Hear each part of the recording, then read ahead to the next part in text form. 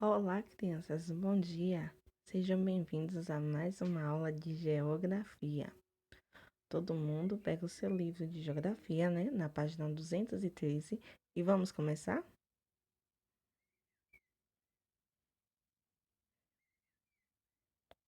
Hoje nós iremos estudar dois assuntos. E o primeiro fala sobre as transformações do espaço.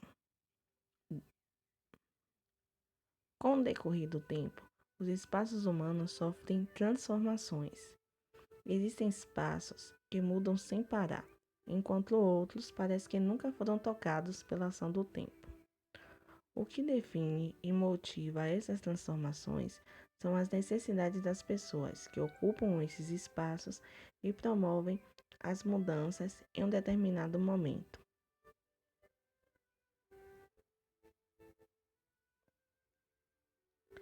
Nos espaços mais urbanizados, onde há um fluxo mais diverso de ideias e pessoas, essas mudanças acontecem com um ritmo mais acelerado do que em espaços que são mais ligados a tranquilidades na vida do campo. Na cidade, um prédio de apartamentos que foi construído há 10 anos pode ser derrubado amanhã e dar lugar a um shopping novo em folha.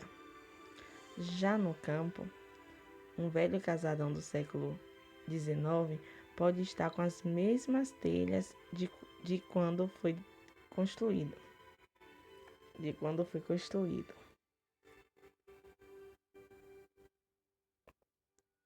Você conhece essa cidade aí que aparece na imagem? As imagens elas mostram a cidade de Salvador, capital da Bahia, em meados do século XIX e início do século XX. Salvador foi a primeira capital da colônia portuguesa. E essa imagem nós iniciamos o assunto, né? Onde nós iremos abordar que o espaço conta muitas histórias.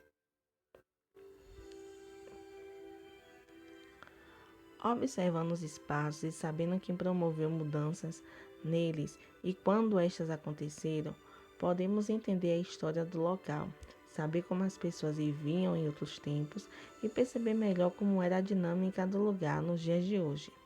Para fazer essas observações, podemos usar mapas antigos, fotos aéreas ou de satélites da paisagem e fotografias tiradas pelas pessoas nos locais. Essa imagem nós podemos observar o antes e o depois do mercado modelo e do elevador Lacerna. Então a gente observa que houve muitas mudanças, né, com o decorrer do tempo.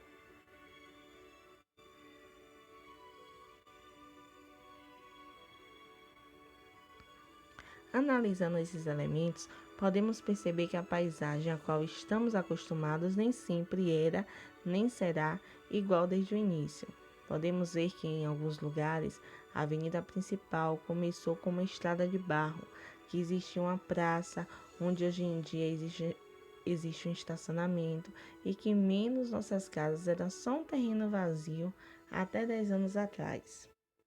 Aqui a gente observa a ladeira do Pepino, o antes e o depois, da ladeira do Pepino e do dique do Tororó.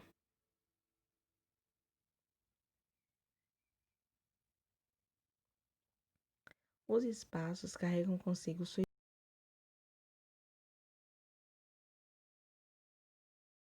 história, seus casarões antigos, suas estações de trem e seus prédios de apartamentos.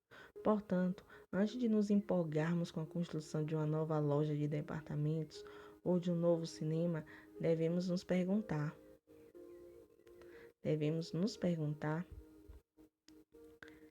o que vai sair para dar lugar a essas novas obras.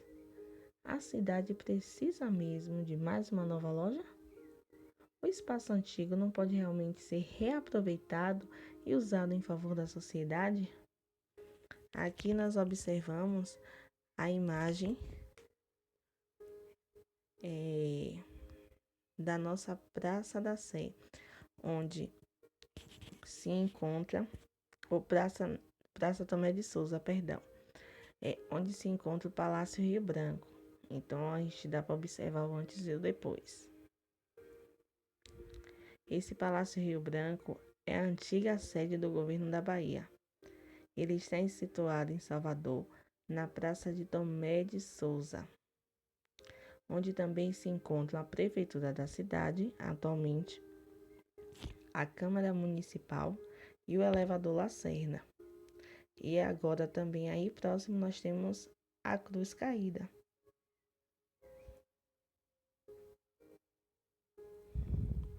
Não devemos ficar presos no passado, negando o presente em detrimento do futuro e proibindo qualquer mudança nos espaços. Porém, devemos sempre levar em consideração que, quando a paisagem local é modificada, destruída ou simplesmente desprezada, a história ligada a ela corre o risco de desaparecer. E aí nós temos a imagem do elevador Lacerda, o antes e o depois. Agora é com você a atividade de casa das páginas 215 e 216. E vamos iniciar o nosso estudo sobre as metrópoles. É o segundo assunto de hoje.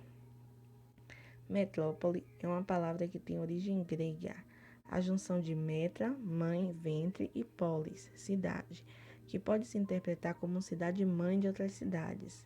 Ela é usada para designar grandes cidades, que exercem uma enorme influência na região em que são localizadas. Região metropolitana é o conjunto de cidades que são ligadas entre si, seja fisicamente, seja pelo fluxo de pessoas, serviços e produtos. São importantes centros que têm grande importância econômica, política ou cultural dentro das redes urbanas em que estão inseridas. Normalmente, encontramos nas metrópoles serviços mais especializados, centros comerciais com produtos mais sofisticados, infraestrutura mais avançada e avançados centros comerciais. Graças a essa facilidade de serviços, a população da metrópole é bastante numerosa. Apesar da grande massa de pessoas dentro delas, as metrópoles também são frequentadas por pessoas que moram em cidades vizinhas, na área de sua influência. Mesmo sem morar nas metrópoles, essas pessoas trabalham e resolvem negócios nelas. O IBGE considera que atualmente nosso país tem 35 regiões metropolitanas.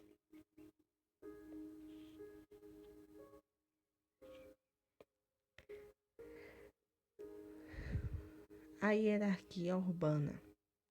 Quanto mais uma cidade oferta bens e serviços, maior sua influência na região em que ela está inserida e mais importante ela se torna na rede urbana. Exemplos de elementos que aumentam a importância de uma cidade nesta rede são grandes universidades, centros de tecnologia e pesquisa avançados, aeroportos com conexões de voo para o exterior, entre outros. Aí no livro de vocês tem um mapa da hierarquia urbana da cidade aqui do país Brasil. Me perdoe, viu, gente? País Brasil. Nesse conjunto de cidades que formam a rede urbana, são as cidades que se tornaram os centros mais importantes do país, graças à sua dominação na circulação de pessoas, dinheiros, negócios e produtos diversos. O órgão que determina a hierarquia urbana é o IBGE. E agora nós vamos para a atividade de classe das páginas 219 e 220. Primeira questão: complete corretamente. Região metropolitana é o conjunto de cidades ligadas entre si, seja fisicamente, seja pelo fluxo de pessoas, serviços e produtos. Metrópoles são importantes centros que têm grande importância econômica ou cultural dentro das redes urbanas em que estão inseridas. Segunda questão. Marque corretamente o que é comum encontrar nas metrópoles: serviços mais especializados, infraestrutura mais avançada e centros comerciais avançados. Essas opções é o que nós podemos encontrar nas metrópoles. Terceira questão: o que é uma região metropolitana? É o conjunto composto pela metrópole e pelas cidades que influencia.